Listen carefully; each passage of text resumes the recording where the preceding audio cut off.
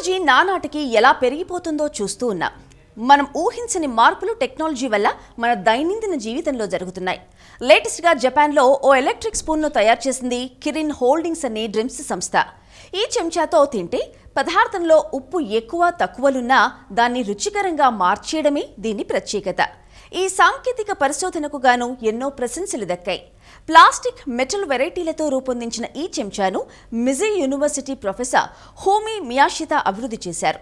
నాలుకపై sodium అణువులను కేంద్రీకరించడానికి ఈ electric చెంచా నుంచి తేలికపాటి విద్యుత్ శక్తి విడుదలై ఆహారం రుచి ఉప్పుగా మారుతుందట.